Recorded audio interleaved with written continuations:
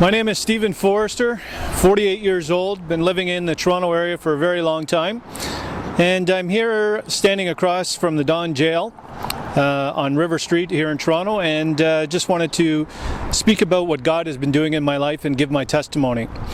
When I grew up, I was born in Montreal, and only child to my parents, Don and Doreen.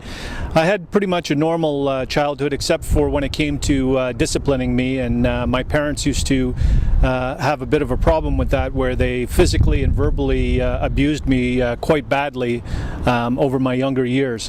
I mean, things got so bad that my dad started beating me with a canoe paddle, so it was pretty bad. I started running away from home and getting into trouble with the police, and eventually was sexually molested by older people, and this developed a very bad sexual identity that would last for about 30 years. Make a long story short, my crime life ended up turning into 18 years in prison, in some of the worst prisons that we have here in Canada, in Ontario and Quebec. I've been in all the major penitentiaries, Kingston Penitentiary, Collins Bay, Joyceville, Warkworth, Millhaven, you name it. And that was a way of life for me. So bad was it that no one even came to visit me anymore. I didn't get any cards, no letters, nothing. No one even cared about me, whether I lived or died anymore whatsoever.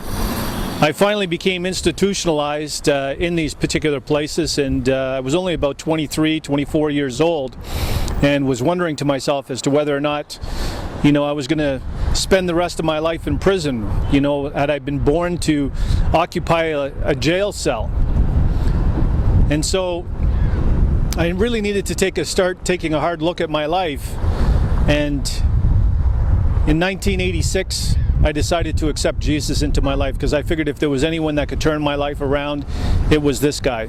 And I wasn't a person that, went to church or really believed in God, and but I wanted something different for my life, and so I accepted Christ into my life. But that still didn't get me out of prison, because I went back to prison twice more before I would finally get out and never come back.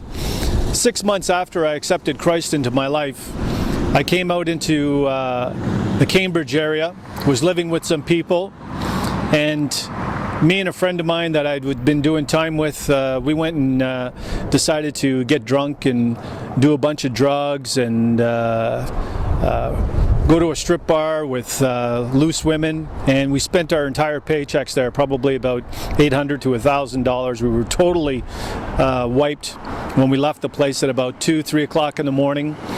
Didn't go home, went into a motorcycle shop, broke in there, stole 2 motorcycles, and his broke down on the highway, so he got on mine, got chased by the cops, and while being chased by the cops, I was doing about 100 miles an hour, not kilometers an hour, lost control of the bike where the front wheel hit the curb, and I was launched into the air as high as the telephone wires. And this is information that was told to me by the police officers that were chasing us and that found me in the fields.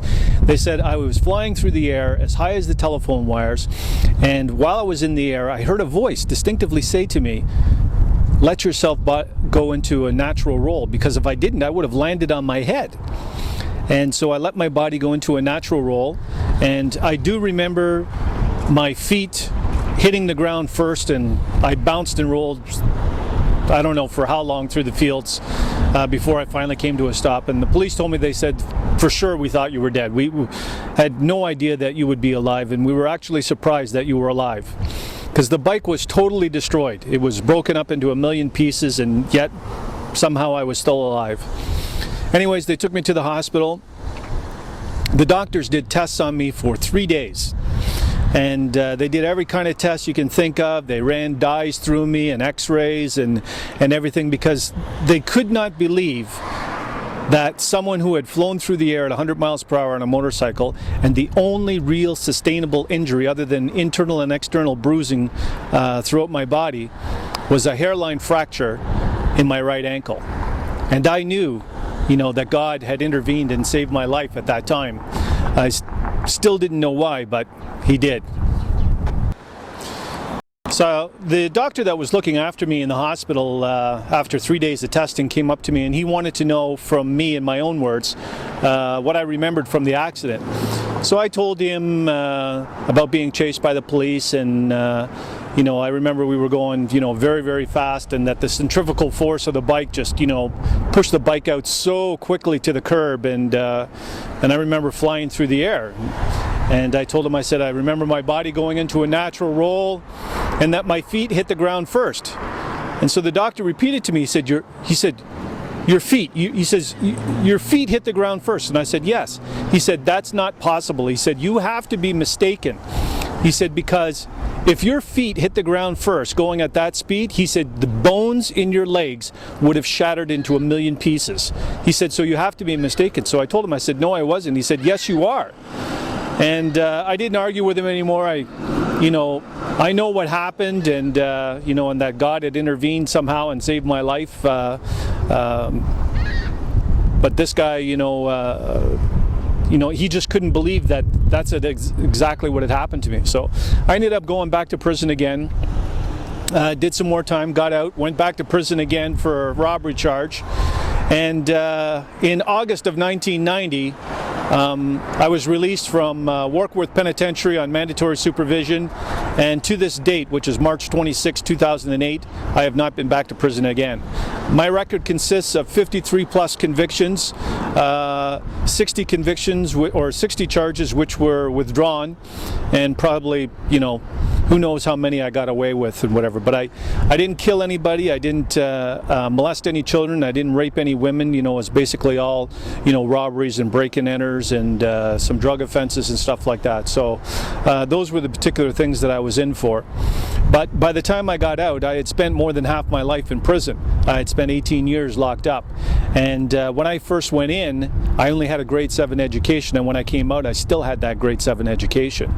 I had no one waiting for me, no one was, wanting me to call them, no one called me or whatever, and God just started doing things in my life. I mean, the very first thing he did was started putting people around me.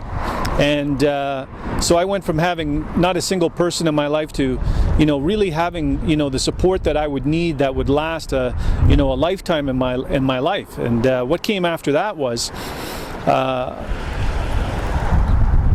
God provided an opportunity for me to go and study in computers. And I went to this school called Career Development Institute. And I had been involved in or interested in computers for a couple of years, but I didn't know anything about them, and I certainly didn't have the education to get in there.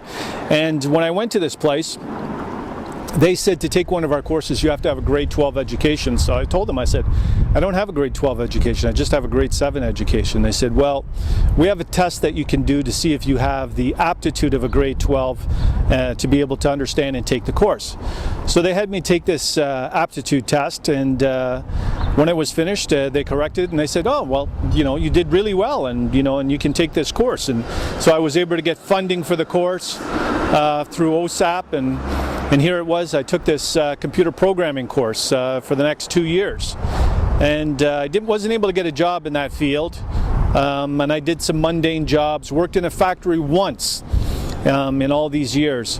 And in 1997, I'd been doing some data entry work for a company, and I'd been doing really well, and I'd asked them to do a review for a raise, and it took them about 3 to 4 weeks or whatever to do the review. And when the review was finished, they said, we're only going to give you a $1 raise.